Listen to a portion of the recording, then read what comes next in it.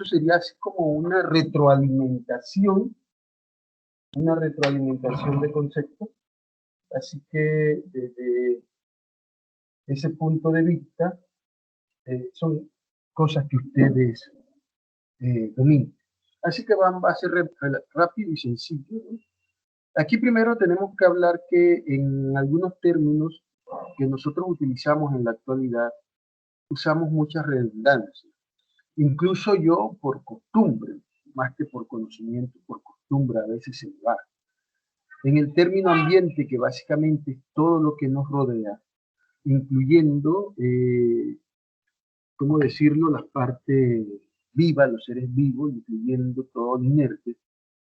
También podemos utilizar un término que significa lo mismo, y ese término es medio.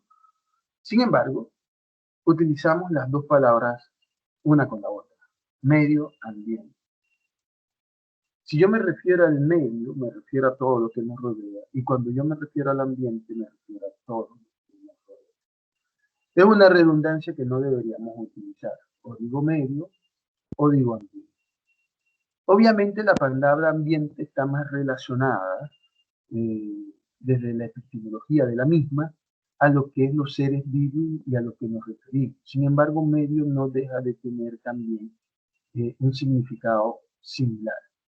Así que tratemos de no utilizarlo. Sé que es difícil, nos formatearon así como muchas cosas que hacemos y decimos desde niños. Entonces, dice que a perro viejo no se le enseña truco nuevo, ¿no? Entonces, lo utilizamos mucho. Pero es básicamente eso, todo el ambiente físico y todo el ambiente vivo que nos rodea, ¿no? Eso es ambiente, que también sería el medio. Población. La población es un grupo de personas, de organismos de una especie en particular, que viven dentro de un área. Puede ser un ecosistema, puede ser un hábitat, etcétera, ¿no? Incluso puede ser otro ser vivo, como muchas poblaciones de diferentes especies de hormigas viven en un árbol, lo usan como refugio. Así que eso es población. Una característica básica de la población es que puede ser cuantificada, aunque sabemos que a veces solo puede ser aproximación. Por ejemplo, ahora con lo de SARS-CoV-19, ¿no? Resulta ser que este virus se cuantifica, ¿no? Eso es muy importante para determinar la carga viral. Y obviamente no puedes tener un dato de microorganismo tan pequeño, pero sí puedes tener un dato, por ejemplo, en un mililitro, en un cc, de cuánto aproximadamente hay, ¿no? Bajo una muestra de cuántos podrían haber aproximadamente. Entonces uno hace una regla de tres, bueno, si hay tanta cantidad, ¿cuánto existen, por ejemplo, en el área basal de la faringe, ¿no? Y así sucesivamente. Entonces las poblaciones que hay en el planeta son diversas, unas interactúan unas con otras, otras no son tan gregarias, pero al final nuestro planeta es una red entrelazada de interacciones de diferentes poblaciones vivas con su medio físico. Ecosistema es un lugar, es un área, ¿no? En ecología, en cualquier ciencia, es un sistema que tiene dos conceptos muy arraigados a él, ¿no? El primer concepto arraigado a él es que es dinámico. O sea, un ecosistema es un ambiente natural donde interactúan, pueden anotar eso. Recuérdense, solo para recordarles, recuérdense que yo dentro de las diapositivas solo es una guía, ¿no? Y sus apuntes deben estar orientados a las explicaciones y también eso es lo que les sirve para los exámenes, ¿ok? Entonces, ecosistema es un ambiente natural donde interactúan todos los factores bióticos con los abióticos. permitiendo así el desarrollo de la vida. Se entiende que es dinámico porque está en continuo cambio y movimiento y es relativamente autónomo porque un ecosistema sugiere que todos los organismos que están dentro del mismo pueden obtener todo para nacer, crecer, reproducirse y obviamente cumplir un ciclo de vida. Y dentro de este ecosistema vamos a tener el nivel estrófico, vamos a tener una serie de interacciones que casualmente permiten que las especies sobrevivan a través del tiempo. Si esa es la definición de ecosistema, de hecho, la definición que doy yo para este curso, entonces podemos también inferir que un ecosistema puede ser algo tan grande como un bosque, como el Parque Internacional La Amistad lo es para los quetzales, o puede ser algo tan pequeño como una laguna que hay por algunos lugares que no mide más de, digamos, si lo pongo de manera circular, de unos 30, 20 metros cuadrados. O sea, eso podría ser algo parecido si lo pongo en perspectiva como un poquito más grande que el estacionamiento normal de un carro, ¿no? De un carro. Así que incluso podría ser si caben como dos carros en 30 metros cuadrados, un estacionamiento. Si este lago en él convergen, por ejemplo, hormigas, insectos, algunas ranas, algas, musgo, algunos arbustos alrededor, y en esta área específica, por ejemplo, si hay insectos, si hay hormigas, si hay algunas ranas, no necesitan salir de ese entorno que es pequeño. Eso es un ecosistema para esas especies. Es posible que ese ecosistema o ese microecosistema sea parte de un ecosistema más grande donde habitan, por ejemplo, halcones, águilas, etcétera, ¿no? Y que de hecho alguno de estos aves rapaces puede llegar a esa área, a ese ecosistema más pequeño y eventualmente alimentarse de algunos peces, renacuajos. Esto, aunque él está inmerso dentro de otro más grande, para las especies más pequeñas que obtienen todo dentro de esa área pequeña, para ellas es su ecosistema. Entonces, un ecosistema no podemos definirlo como algo tan grande. Depende específicamente de la especie en la cual se habla. Así que podría ser el ecosistema de los quetzales todo un bosque.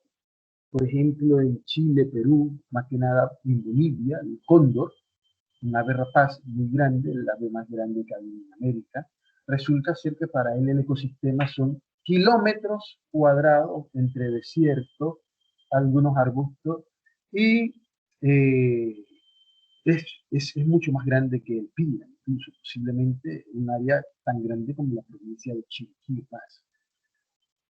Ecosistema, hay dos palabras claves en cualquier definición y obviamente son la parte dinámica y autónoma que tiene esas interacciones de los factores bióticos, o sea, todo lo que tiene vida y todo lo que no tiene vida o factores abióticos. Hábitat. Hábitat también es una palabra un poco mal utilizada. Ahorita en la otra diapositiva va a haber una que ya hemos conocido que también la utilizan mal.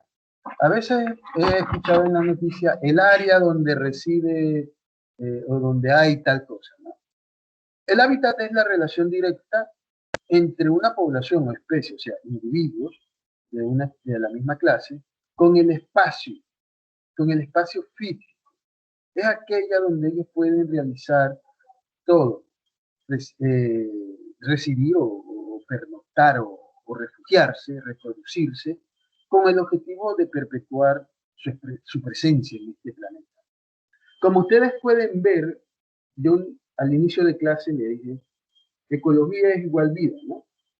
Y miren, casi todas las definiciones desde el punto de vista ecológico, al final solo hay algo que nosotros necesitamos, ¿no? En este caso, en este caso, es la reproducción, ¿no? Muy importante. pareciese que ecosistema y hábitat son muy diferentes, ¿no? Digo, son muy parecidos, de hecho sí, pero no son iguales. Un ecosistema reúne un conjunto de especies, o sea, varias especies, mientras que el hábitat hace referencia más específicamente a un grupo o población específica, valga la redundancia. O sea, el hábitat, por ejemplo, de el Agouti paca, el conejo pintado. El hábitat del conejo pintado, dentro de su radio de acción, va a requerir ciertas cosas del ambiente físico. Pero cuando hablo del hábitat, me refiero a las cosas específicas solo de él. Si yo hablo del ecosistema de la Agouti-Paca, entonces yo voy a necesitar una serie de conceptos diferentes.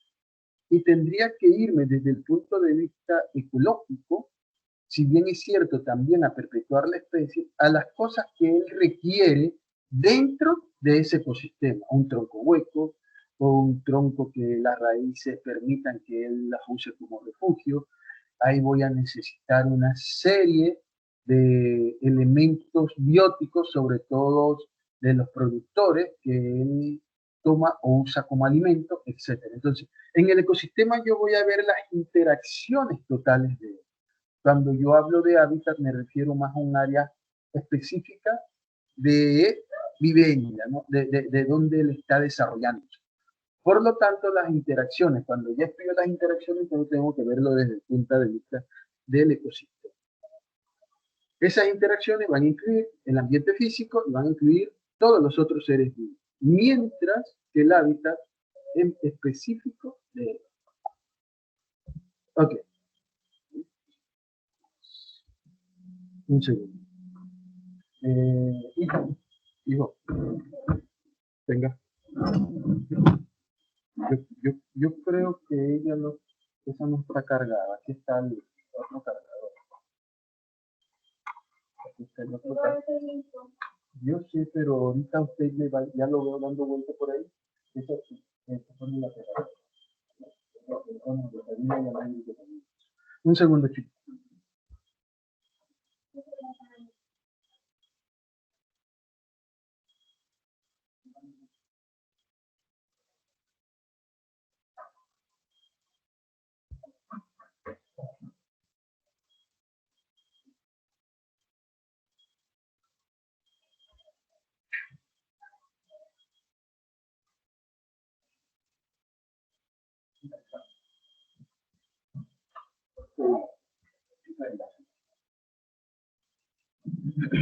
Ok, nicho ecológico. Ya hemos estado hablando del nicho ecológico.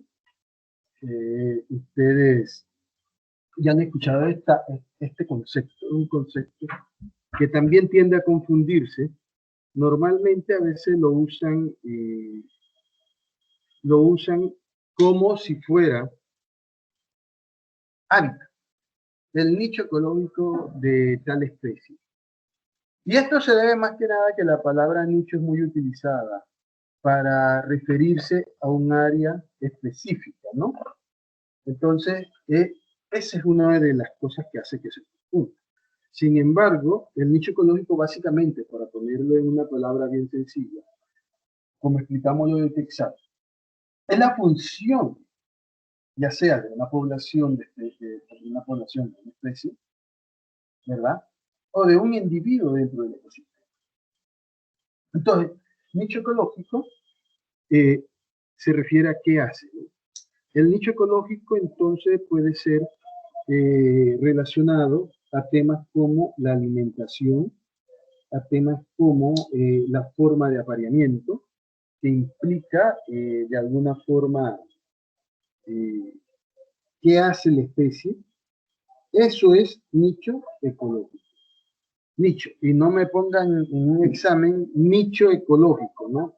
El nicho ecológico entonces debería ser como un gato, sí, porque nicho con N, ¿no? Ustedes supieran las cosas que a veces ponen algunos de sus compañeros en los exámenes. Los recursos naturales, esto es algo que ustedes ya conocen desde niño, de hecho desde kinder creo que le dan algo de recursos naturales, si mal no recuerdo. Realmente son todos aquellos elementos que hay en la naturaleza, ¿verdad? Los cuales el hombre de alguna forma puede utilizar. Eso es un recurso natural.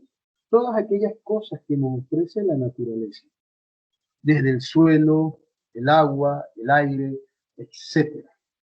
Los recursos naturales, entonces, también tienen una división, ¿no? Es más, nosotros somos parte de los recursos naturales del planeta, ¿no? La cosa es que nunca nos hemos visto como un recurso, ¿no? Pero de hecho, más que un recurso, somos la fuerza cambiante que existe en el planeta. No hay otra especie con mayor poder y mayor técnica para cambiar el entorno que el hombre. Y que para utilizar, y también para utilizar los diferentes elementos de la naturaleza. Ustedes van a ser una de esas fuerzas, el ingeniero civil, eh, su campo de acción es todo lo que nos rodea, ¿no? Las construcciones, cambiamos todo el paisaje. Ustedes tienen una gran importancia y un gran poder dentro del ambiente. Por eso un curso como este trata de concienciarlo, abrir los ojos para hacerlo de mejor forma y sostenida, ¿no? Sostenida. Entonces tenemos los recursos naturales que son renovables, como las plantas, animales, agua y suelo. Aunque el suelo, a veces algunos dicen que no lo deben incluir, el suelo es renovable, porque el suelo demora mucho tiempo, ¿no? Mucho tiempo en formarse. Sin embargo, por los movimientos de subducción y convección, así como el vulcanismo, siempre hay una renovación, ¿no? Eso lo veremos en geología del primero del próximo semestre, si es que tengo la oportunidad de dársela, ¿no? Los recursos no renovables, entonces, son todas aquellas cosas que una vez las utilizamos, comienzan a ¿qué? Las utilizamos o transformamos, comienzan a separarse. Así que ahí tenemos el petróleo, minerales, las rocas, etc., ¿no? Esos son recursos no renovables, ¿no? Esto, yo creo que aquí no hay que dar mayor explicación. Sin embargo, acá tenemos un cuadrito, ¿no? El cuadro de el área de estudio de esta ciencia. El área de estudio es un área de estudio que conlleva básicamente a la sobrevivencia de las especies. Desde el punto de vista ecológico, las especies se pueden estudiar como autoecología. Aquí nada más mencioné algunas partes, ¿no? Se encarga de estudiar un grupo específico. La cinecología tiene que ver sobre las sinergias que existen dentro de un ecosistema entre varias especies y hace una referencia especial a esa interacción presa-predador o presa-depredador, ¿no? En algunos casos la depredación como una relación interespecífica, algunos la ponen como una relación negativa, porque obviamente busca la muerte de otra especie. A través de mis estudios, básicamente académicos, las observaciones y mis conceptos, yo diría que la depredación realmente no es una, ¿cómo decirlo?, una relación negativa, ¿no? Y lo digo porque la depredación llega a ser una forma de equilibrio.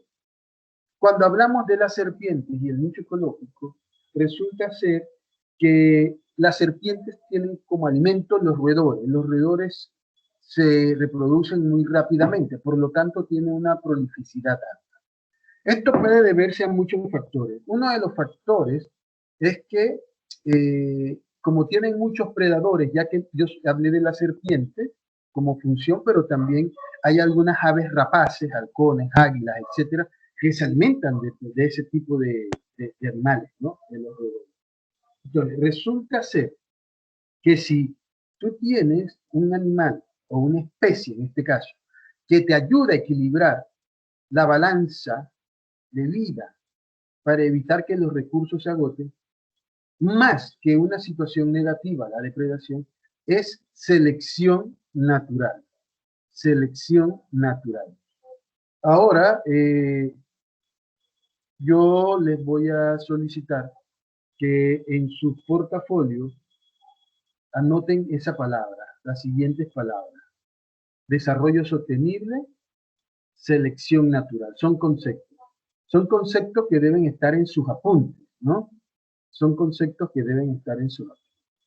Y la selección natural, entonces, busca la sobrevivencia de los más aptos, de los más fuertes en cada especie. Pero busquen a qué se refiere, ¿no?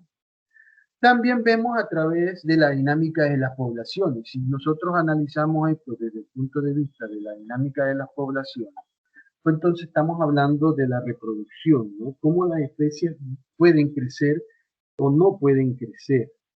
Si hay, por ejemplo, una especie que de hecho, dentro de todo lo que ella realiza, comienza a decrecer, eso es un problema. Hay que investigar por qué está decreciendo. Enfermedad, por qué su tasa de crecimiento ha bajado. Depredadores, los depredadores entonces pueden convertirse también en un factor limitante de los ecosistemas, en el sentido de que ellos tienen la capacidad de eliminar parte de las otras poblaciones. Ahora, si hay demasiados pobladores, demasiados predadores, es posible que las presas, en este caso, se vean afectadas, ¿no? ¿Por qué? Porque lo más seguro es que no solo eliminan aquellos individuos más débiles, enfermos, más viejos, que no pueden escapar, que no son tan ágiles, sino que hay un proceso que se llama reproducción. Y durante ese proceso de reproducción, la gestación, los periodos gestacionales son muy peligrosos para las hembras. Y las hembras en periodos gestacionales pierden algunas capacidades como corren más lento, etc. Entonces podrían ser presa fácil de algunos predadores. Cuando abundan los predadores, cuando el equilibrio se rompe, la población que es presa podría estar en peligro, debido a que una de las presas más fáciles son casualmente aquellas que están relacionadas con un periodo gestacional. Así que tenemos la ecología aplicada, ecología de sistemas, la ecología urbana. Obviamente hay tantas ramas de la ecología que no se iban a colocar. De aquí podemos verlo desde dos puntos de vista. Hacia la derecha podemos ver de sus pantallas el punto de vista más biológico, la biosfera, por ejemplo, ¿no? Todos los seres que ocupan este planeta. Biosfera. La biosfera son todos los seres vivos. Y desde el punto de vista biológico están divididos en reinos. Reinos que tenemos como el vegetal, animal, hongo, fungi, protista, monera, etcétera, ¿no? Pero estos reinos realmente no es la división que nosotros usamos en dónde, en ecología. Ya nosotros vimos cómo dividimos las especies, ¿no?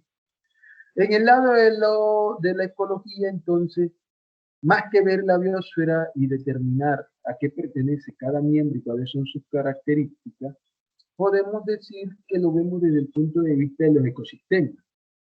Y ya hablamos sobre el dinamismo y autonomía que debe tener cada uno. Y las relaciones que existen entre estos dos factores. Porque un ecosistema se vislumbra o se estudia a raíz de cuáles son los factores abióticos y cómo interactúan dentro del área con todos los que son los factores bióticos. En otras palabras, factores bióticos, aquí está entrelazado, es lo mismo que seres vivos y es lo mismo que biosfera. En cualquier examen yo podría preguntar sobre este tema, ¿no? Y este tema nos llevaría a que usted debe responder a que es igual, ¿no? Si yo preguntara, ¿no? A veces lo pongo como especie de una prueba de concordancia, así que ya le digo que puedo poner, ¿no? Para efectos de este curso significa lo mismo. Ok. Y de los factores bióticos, entonces, nos interesa en ecología cuáles son los autótrofos, cuáles son los heterótrofos, entre los cuales están desintegradores, etcétera, qué es una población, comunidad, cuáles son las relaciones eh, intraespecíficas como simbiosis, qué es un bioma, qué es una tundra, etcétera, qué es nicho ecológico, qué es parasitismo, comensalismo. Y ahí también tendría que haber metido toda una serie de conceptos involucrados como jerarquía social, dominación social, territorialidad. Y a la luz de los factores abióticos me interesa también todo lo que es físico y químico. Y los físicos tienen que iniciar con la fuerza motriz del planeta. ¿Y cuál es la fuerza motriz del planeta? El Sol, la luz solar. Esa es la energía de vida. El Sol nos provee a todos los seres del planeta energía. Una energía que algunos usan directamente, como es el caso de los autótrofos, que son los vegetales, únicos seres que podrían sobrevivir sin ningún otro ser. ¿Y por qué digo esto? Porque los autótrofos, ellos producen su propio alimento a partir de la luz solar y la presencia de elementos inertes dentro del suelo o en el suelo. Asimismo necesitan agua, etcétera, que es un factor químico. Ok, esto es básicamente esbozando parte del curso. Factores abióticos. Los factores abióticos ya hemos mencionado que tienen que ver con todo aquello que no tiene vida, que es inerte. O sea, luz, temperatura, minerales, agua, atmósfera, disponibilidad de oxígeno, disponibilidad de dióxido de carbono. Nuestra atmósfera es una cosa fantástica, ¿no? Compuesta por una serie de gases, etcétera, que de alguna forma ayudan a mantener la vida en el planeta. Eso es la atmósfera, ¿no? Digo la atmósfera. Ahorita vamos a ver algo para explicar esto, pero no sin antes está factores bióticos. Los factores bióticos son todos los organismos que comparten un ambiente, o sea, toda la vida. Estos factores realmente tenemos que entender que hay que aprender y comprender todas las características inherentes a cómo las poblaciones se desarrollan más que a las características de cada especie. Y eso es una cosa que vamos a ver poco a poco. Déjenme un segundo. A ver, este es.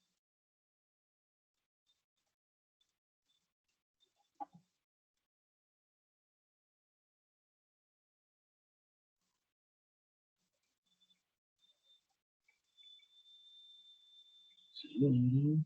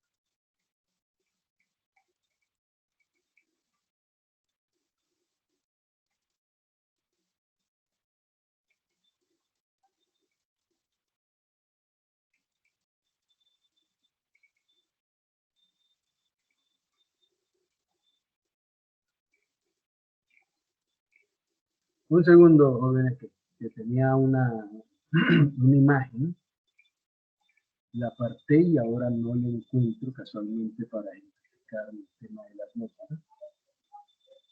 Realmente es una foto de una de mis cursos, que de hecho en ecología. Cuando estamos en clase presencial, yo le tomo foto a las explicaciones para tener una idea, no una idea, para saber qué le expliqué y cómo le expliqué, ¿no? Como está esbozado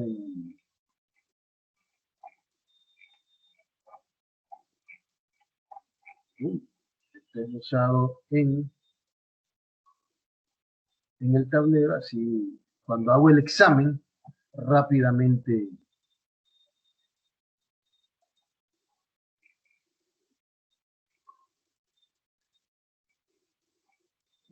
En este no le estoy.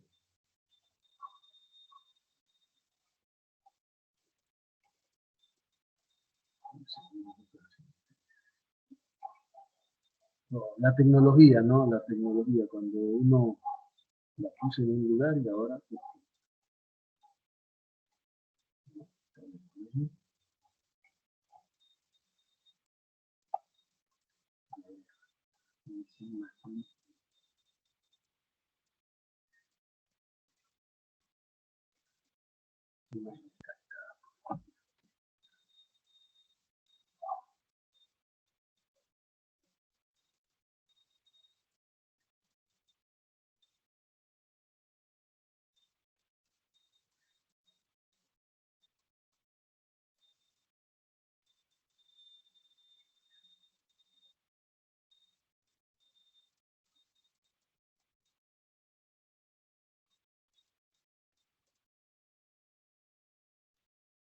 aquí ya la encontré. Vamos.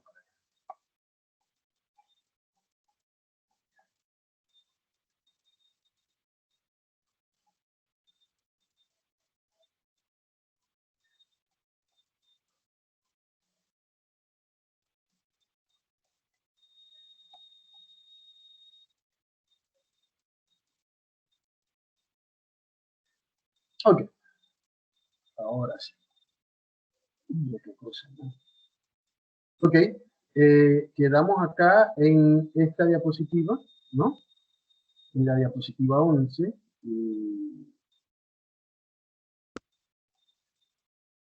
Segundo.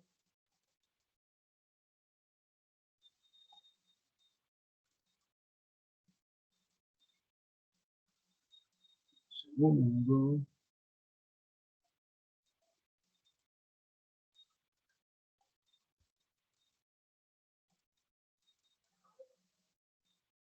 Voy a hacer algo ya que estoy aquí.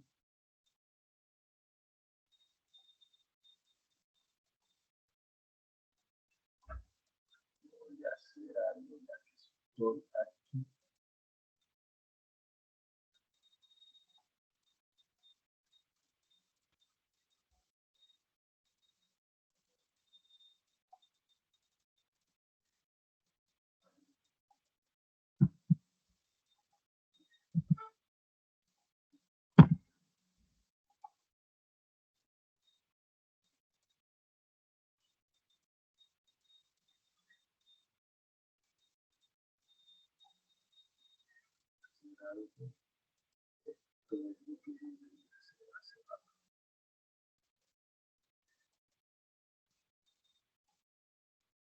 Ok,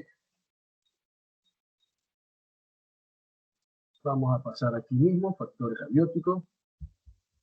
Pueden ver la imagen en sus ordenadores. Es un dibujo realmente que yo hice en Sí, clase. profe, sí se ve. Y Sí se se puede puede, apreciar. en vez de tenerla guardada por ahí, que me pase lo que me pasó ahorita, que se me perdió. Ok, entonces, esta imagen, como la podemos ver, nosotros tratamos de usar algunas de las interacciones de nuestro planeta y como en la atmósfera. Nosotros cuando miramos hacia el cielo pensamos que es inmenso, que no tiene fin, hasta cierto punto no tendría fin. Pero con respecto a la atmósfera en sí, nuestra, sí tiene límites. Entonces, Nuestro planeta está compuesto por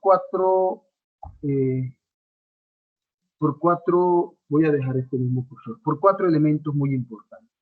La litosfera, esto que está aquí, traté de dibujar el continente americano. La hidrosfera, que es todo lo que tiene agua. La biosfera, que son los seres vivos, que aquí están. Y tenemos entonces la atmósfera. Pero la atmósfera nosotros siempre hemos creído que es inmensa. Sin embargo, si siguen aquí la flecha, atmósfera. La atmósfera nuestra viene siendo, como lo describo aquí, no es de escala, obviamente, y el círculo sí lo hago redondito, ¿no? Parte del dibujo lineal, ¿no? Aquí como lo agrandé un poco no se ve tan redondo. Pero nuestra atmósfera es como una capa de pintura alrededor del planeta, que mantiene relativamente estables los gases que la componen, y los gases que la componen son estos, ¿no? 78% de nitrógeno, 21% de oxígeno y 1% de otros gases. Entre esos otros gases tenemos vapor de agua, también tenemos gases como el dióxido de carbono, muy importante para que el proceso de fotosíntesis se dé. Y aquí en nuestra atmósfera, realmente, en relación al tamaño del planeta, vuelvo y repito, es una pequeña capa delgada. Ahora, yo aquí, esto que está aquí, esta pequeña capa, la puse acá. ¿Cuáles son las partes de la atmósfera? La primera parte de la atmósfera es la troposfera, que va hasta unos 10 u 11. Bien, vaya a hacer algo. ¿Ustedes pueden ver bien lo que está escrito acá? Hola. Chicos, chicas, ¿pueden observar bien? Es chiquito. Se ve, ok. Vamos a hacer algo. Voy a dejar de compartir, es que por eso era que tenía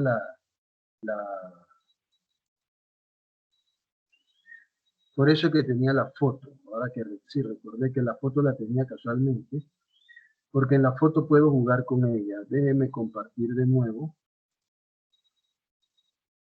Aquí, es por eso que vamos. Ok, aquí lo vemos mejor. Ahí pueden observar. Por favor, alguien que me... Sí, profe. Sí. Ok, creo que ahí se observa mejor. Y además de observarse mejor, también tenemos algo. Aquí lo puedo agrandar y puedo desplazarme mejor. Por eso es que la tenía así. Por algo. Ya me acordé por qué la puse así. Ok, esto es nuestra atmósfera, una pequeña capa, ¿no? Más nada. Eso es nuestra atmósfera. Ahora, nuestra atmósfera está compuesta básicamente para nuestro interés en troposfera, estratosfera, mesósfera y termósfera. Ahora, aquí podemos observar que la troposfera, con tilde en la troposfera, se me olvidó, va en cerca de los 10 u 11 kilómetros sobre el nivel del mar. Esa es la primera capa, la capa donde ocurren la mayor cantidad de eventos climáticos, la mayor cantidad de desastres, ¿no? Huracanes, tornados. Es la capa que condiciona la vida en este planeta. Y digo condiciona porque gracias a ella, esta capa es como un recipiente donde no hay pérdidas, donde el agua que entra en un lado debe ser, perdón, para ponerlo así, el agua que está dentro de ella se entiende que varía muy poco, que no se pierde. Algunas veces se congela, algunas veces cae como granizo, algunas veces solo como lluvia de agua, etc. Es muy importante porque también aquí desarrollamos la mayor cantidad de nuestras actividades. Es más, los grandes aviones de pasajeros van a 3.000 pies, o sea, por acá, cerca de la troposfera.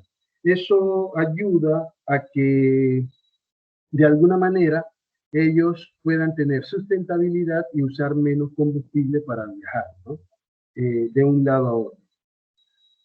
Aquí, la temperatura varía, La temperatura varía de mayor a menor.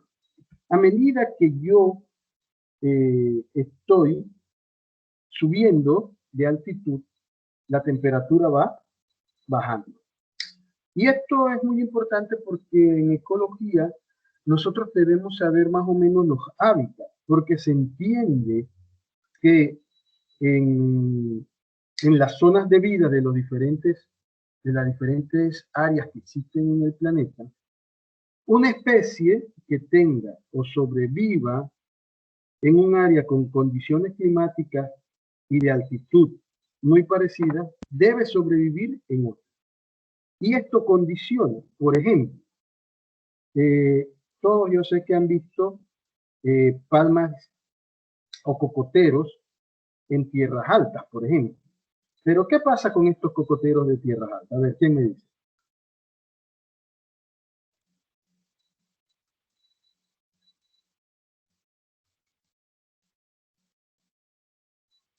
A ver, ¿qué pasa con los cocoteros en tierras altas? O más fácil aún, ¿qué pasa con las plantas de maíz en tierras altas? Digamos, tierras altas arriba de 600 metros, 800 metros, en áreas de boquete, volcán, cordillera. ¿Qué pasa con estas plantas que yo acabo de mencionar?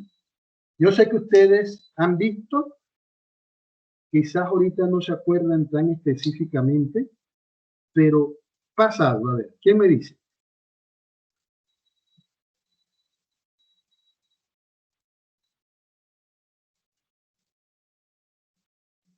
Chicos, yo sé que ustedes han visto algo.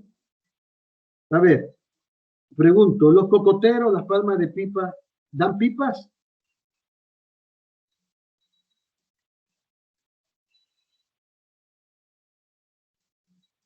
Nadie, no puede ser.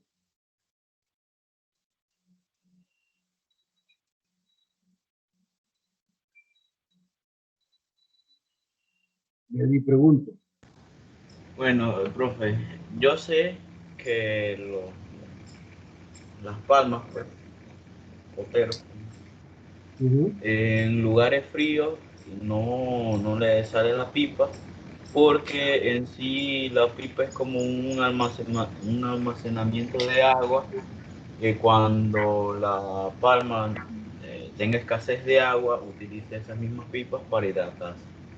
Por eso en boquete no le salen pipas, o sea, la semilla esa, porque no necesita reservas de agua. Ya ella tiene suficientes reservas de agua con la humedad que hay en el ambiente. Sin embargo, si bien es cierto, esa misma agua la pipa nunca la reutiliza. Sigue formando parte del coco y al final esa agua es almacenada, pero le sirve de reserva a que se forme lo que nosotros, ¿cómo le llamamos a la parte que se forma en el coco? Se me pasa el nombre ahorita, que es muy rica también, que a veces nos la comemos. La esponja. La esponja, correcto, ¿no? Ahora, esa es parte del cuento. La otra parte del cuento es que las palmas no están diseñadas para vivir a las altitudes. Ellas de hecho están diseñadas para vivir a altitudes mucho más bajas, más cercanas a las costas. Y la otra verdad a media, mire lo que voy a decir, es que no dan pipas, ¿no? Normalmente, siempre que yo hago la pregunta me dicen, no dan pipas.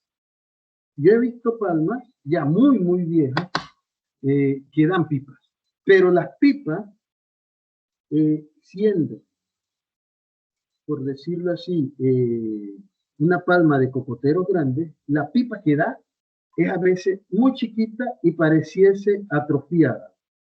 ¿Por qué? Porque dentro del refuego de la floración existen factores como la temperatura. Y a medida que nosotros ascendemos a tener una temperatura más baja, entonces hay problemas en términos de la temperatura, en términos de la altitud. Así como las personas a veces cuando sufren depresión, no depresión, sino depresión, o sea, que se les sube, baja la presión, los médicos, si viven en lugares altos, les solicitan que cambie de residencia, ¿no? ¿Por qué? Porque necesitan que la presión atmosférica sea diferente y que así a todo el cuerpo lo ayude a regularizar la presión interna del mismo. Y entonces, hay, ¿cómo diría? Hay zonas de vida específicas de cada especie. Usted no va a ver especies, o es poco probable ver especies arbóreas de zonas bajas desarrollándose bien en tierras altas. Muy poco. Porque esto condiciona toda la homeostasis y fisiología de las plantas, por ejemplo, ¿no? Y yo no voy a ver, esta es la época donde están floreando, de hecho, todos conocen el rambután, ¿no? Pero nosotros lo conocemos más como, aquí en Panamá, como mamón chino. El mamón chino usted lo ve de cuenca media abajo. Y yo he visto sembrado mamón chino en tierras altas, con años y nunca da. Y hay mamón chino que están muy cercanos a las costas que no dan. Porque su rango es la zona media, su rango óptimo es altitudes medias, altitudes entre 100, 150 a unos 400 a 500 metros sobre el nivel del mar. Esa es la altitud donde esta especie se reproduce mejor. El maíz, si bien se reproduce como una gramínea, muy bien en casi todos lados, resulta que en ciclos que pueden tener 115, 100 días, dependiendo de la especie y la variedad, si usted lo siembra en tierras altas, en algunos casos podría llegar a tener, para poder dar maíz, hasta 6 meses. O sea, multiplica por 2 o 3 las cantidades. Y esto también se debe a un factor muy importante. ¿Quién me dice qué factor determina el crecimiento fisiológico en muchas plantas, en casi todas las plantas? La luz solar. La luz solar. ¿Quién dijo luz solar? Kevin Sánchez. ¿Cómo? Kevin Sánchez. Kevin, tienes un punto, Kevin. La luz solar. No, es que la clase de hoy la he sentido que la estoy dando así. Yo me siento bien, pero no sé, me aburrí. Así que para despertarnos todos, Kevin, un punto. La luz solar. Es más, usted haga una prueba ahora que esté en invierno. Si tiene un poste de luz cerca de su casa, agarre maíz, semilla de maíz, no importa si va a dar o no, si después se lo tira una sopa, ¿no? Pero a prueba, y siembre unos maíces, unos 4 o 5 maíces, semillas, cerca de un poste de luz. Que sirva, ¿no? Que sirva, porque si no sirve, no tenemos, no, que alumbre en la noche. Y haga lo mismo, digamos, al otro lado dentro de la misma línea, quizá frente a la calle, pero alejado de la luz de esa luminaria. ¿Y qué va a pasar? Yo se lo voy a decir ya, ¿no? Pero es mejor, si usted lo hace, mejor. Va a pasar que todas las plantas, las 4 semillas, ¿verdad?, que tenía usted cerca de la luminaria, van a crecer más rápido e incluso van a florear más rápido. Cuando subimos a tierras altas, normalmente hay más nubosidad. Eso también evita un poco el crecimiento fisiológico. Y para algunas especies es muy importante que existan, mire todo el conjunto que interviene o todas las variables en que, por ejemplo, una palma de pipas o de algo, ¿no? Porque también requieren de algunos insectos y requieren de estos insectos para polinizar, hacer polinización cruzada. Otros requieren de aire cálido, que levanten el polen y lo dejen a cierta altitud. Por ejemplo, una palma de unos 6 metros requiere en zonas bajas y de repente aire cálido, y eso podría provocar que el polen se mantenga cuando sopla a cierta altitud. Ahora, si el aire que yo siempre tengo es reseco o es frío, la interacción del polen con la termodinámica de dónde podría estar en un estrato dentro de este la troposfera, que sería muy pequeño, porque estamos hablando de 4 metros por su 1000, resulta que es importante para que se polinice. Y si no se poliniza, mucho peor. Los estadios propios de polinización se pueden ver afectados. ¿Por qué? Por el tiempo, la temperatura, ¿no? Hay plantas que requieren mucho tiempo o tienen ventanas muy cortas donde el gineceo, parte de la flor, gineceo, investigue, ponga ahí entre las palabras de hoy gineceo y androceo. Son 2 palabras. Gineceo con G. Gineceo. Y androceo, no creo que haya forma de escribir mal esa palabra. En que el gineceo está dispuesto a aceptar polen. ¿A qué me refiero? Por ejemplo, la planta de Persea americana. Es el nombre científico del aguacate. El Persea americano, el aguacate, puede tener flores A, flores B o flores hermafroditas, o sea, flores macho, flores hembra y flores hermafroditas. Pero resulta que en muchos árboles pueden tener de las 2 flores, macho y hembra, de 2 de estas flores. Pero en la mañana abre el macho y en la tarde la hembra, o sea, que el polen de ella misma no la va a polinizar. Y en plantaciones de aguacate, entonces usted necesita tener diferentes tipos de aguacate. Si usted hace una plantación pura de aguacate, resulta que la polinización cruzada en esta plantación es posible que no se dé debidamente. Y si no se da, va a tener menos aguacate. Y si tiene menos aguacate, es menos plata, ¿no? Pero si usted eventualmente coloca árboles diferentes, estos árboles o diferentes especies de aguacate va a promover una polinización cruzada. Así que todas estas ventanas reproductivas en las plantas pueden haberse afectadas por el tema de la temperatura nada más, de la nubosidad. Entonces, pueden ver que es un conjunto. Estamos incluyendo insectos que pueden existir en tierras bajas y en tierras altas no. Estamos incluyendo nubosidad. ¿Por qué? Porque las horas luz diarias provocan fisiológicamente un desarrollo. Entonces, no es lo mismo una planta sometida a 9 horas luz que una planta sometida a 6 horas luz. Y si para el desarrollo reproductivo necesitan 8 horas luz, cuando nada más tienen 6 horas luz, se desarrolla la planta, pero se atrofia toda la fisiología reproductiva de la misma. Entonces, esto nada más en la primera capa, la troposfera. Después tenemos una segunda capa, la estratosfera. La estratosfera entonces es una capa muy importante porque aquí se encuentra otra capa. Entre 40 y 48 kilómetros sobre el nivel del mar, se encuentra la capa de ozono. Esta capa que nos protege de la radiación que viene del sol, ¿no?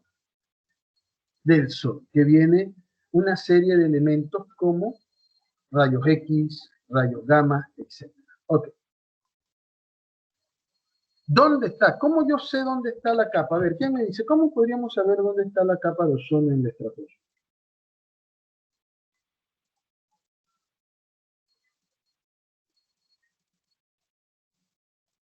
Hola. A ver.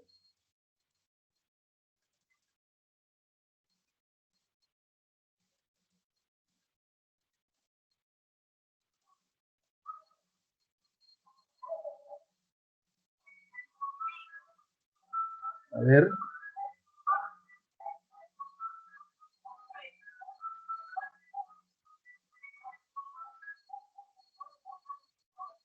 Nadie. Todos han visto cómo se corta con acetileno, ¿no? El hierro. Normalmente los cortadores con acetileno tienen dos tanques, uno de acetileno y otro de oxígeno. Cuando el acetileno tiene o utiliza el oxígeno normal que hay en la atmósfera, podemos notar que este oxígeno es básicamente, o la flama es amarillenta, ¿no? Sin embargo, cuando le pone el oxígeno, la flama cambia de color. Y entonces de un color amarillo pasa a un color azul. Si nosotros salimos, ahorita vemos un color grisáceo en la atmósfera. Ahora, cuando estamos en verano, nosotros podemos ver más un color celeste. ¿Dónde está el color celeste? Adivinen qué es, la capa de ozono. Es ahí donde está interactuando el ozono con los rayos ultravioleta, UVA, UVB. Es ahí donde se filtran esos rayos, ¿no? Eso es muy importante. Entonces, la pregunta es, ¿qué pasa en la noche? En la noche, ¿por qué el cielo se vuelve transparente y podemos ver las estrellas que en el día no podemos ver? Es una pregunta tonta. A ver, ¿quién me dice?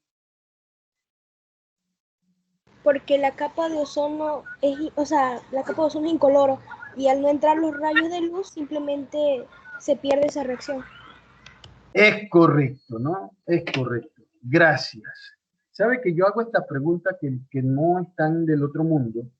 Y la hago como referencia a lo siguiente. En el examen yo hago preguntas así relativamente sencillas y a veces se me caen, ¿no? Si no está la presencia del sol, no hay rayos ultravioletas con los cuales interactuar. Por lo tanto, entonces se vuelve transparente, como lo es naturalmente, y podemos ver las estrellas, ¿no? Y cuando vemos al cielo y vemos esa capa, ¿qué estamos viendo? Estamos viendo, obviamente, las reacciones que existen entre 40 y 48 kilómetros. Los aviones normalmente son que 3.000 pies, por aquí andan dentro de este rango, ¿no? Por acá. Ahora, algunos aviones militares y eso pueden llegar un poco más arriba. Esta capa, creo que hay uno de los aviones que supera esta capa, sobre todo los aviones creo que usan para espionaje, no las pueden ver durante el día, ¿no? Son los radares, etc. Entonces, aquí, miren, aquí va de más a menos, va disminuyendo. Sin embargo, de este punto en adelante, la temperatura aumenta. ¿Por qué cambia la termodinámica entre la troposfera y la estratosfera? Aquí va mayor temperatura a menos, pero a partir de este punto, la temperatura de nuevo comienza a ascender, a subir. ¿Por qué?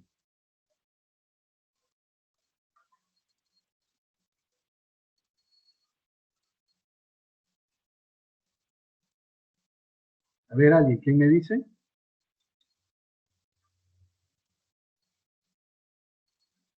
Vamos, no es tan difícil, ¿no? Porque está más cerca del sol. Pero, ok, mira, aquí está más lejos del sol que aquí y desciende, ¿cierto? Ahora, de aquí hacia arriba aumenta. Ahora, otra. A partir de este punto, de nuevo, disminuye. Profe, ¿no sería por la presencia de la capa de ozono? Es correcto. Esta capa de ozono es una reacción que obviamente podríamos llamarla exotérmica, ¿no? Esta reacción genera calor. Entonces, todo lo que está relacionado aquí hasta 2 kilómetros más arriba del límite superior aumenta la temperatura. Entonces, de aquí va en aumento.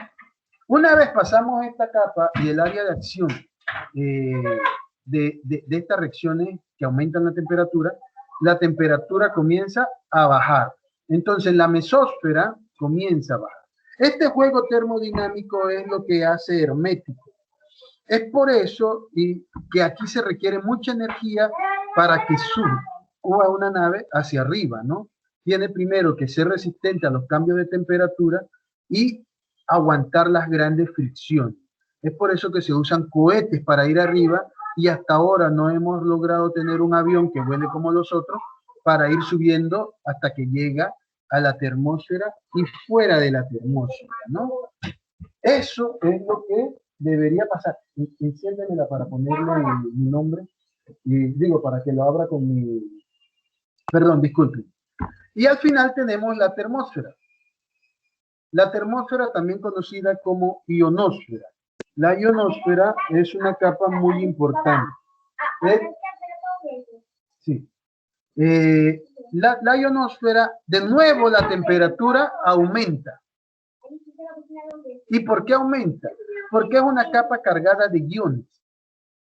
Y los iones que se han liberado de diferentes reacciones a través del tiempo, resulta ser que provocan también reacciones exotérmicas. Entonces, una capa caliente, ¿no? Aquí aumenta. Disminuye, aumenta, disminuye, aumenta. En la troposfera hay una relación bien sencilla. Por cada 1000 metros hay 5 grados centígrados menos. Por ejemplo, en la misma latitud geográfica que parecía ser David, si yo tengo 30 grados centígrados en David, en Boquete, que está a 1013 metros sobre el nivel del mar, según el punto geodésico que existe en Boquete, resulta ser que yo debo tener, si aquí tengo 30 grados, en David, en Boquete debo tener 25 grados. Y así sucesivamente.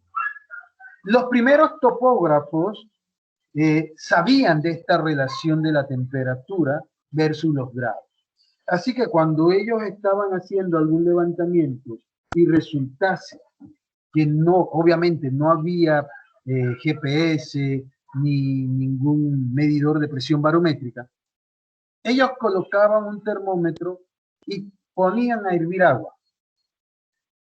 Y si, por ejemplo, con respecto al mar, donde ellos estaban, en una montaña, en algún lugar, hervía, sí, disculpen, su clase es importante, pero yo tengo que, me dijiste tarde, la computadora no se ha iniciado. Entonces debe esperar a que se inicie la hora. ¿Ok? Disculpen, denme un segundo. Bueno, yo creo que puede explicar mientras abre. Dile otro. Dile, deje de saltar en la cama. Un segundo, disculpen.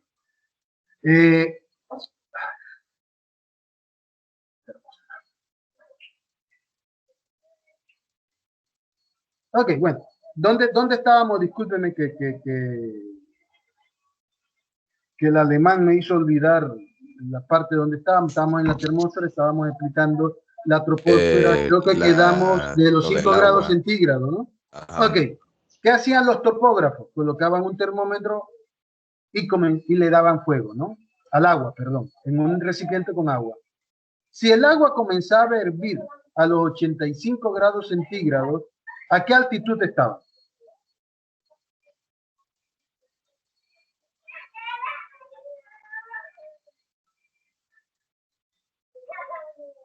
Si por cada 1000 grados desciendo 5 grados centígrados... Estaba a 3000 metros, debería ser. 3000 metros, correcto. Eso era lo que usaban los primeros los topógrafos. Obviamente hay mucho error de paralaje, error de medición y ese tipo de cosas, ¿no? Pero era una forma de saber a qué altura estaba, ¿no? Imagínense, ¿no? ¿De dónde viene todo ese conocimiento? Ok. Yo creo que terminó la hora y faltan 2, pero no me va a permitir. Ok. Esta imagen la vamos a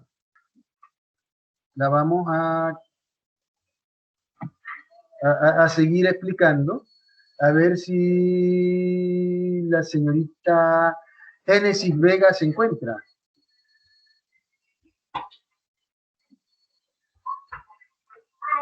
Génesis, buenos días.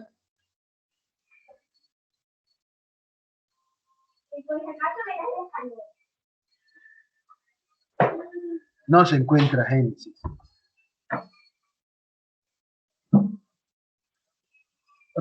Rachel. ¿Rachel se encuentra? Sí, profesor. Muy buenos días, Rachel. Mucho gusto. Dame un segundo. Ya.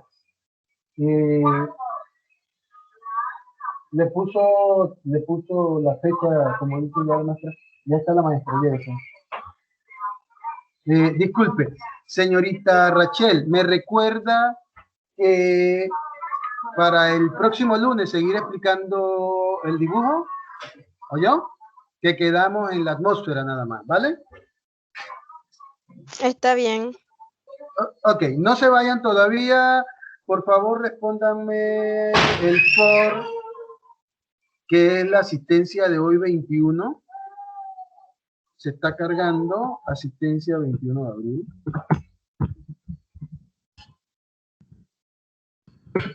Déjenme poner el encabezado.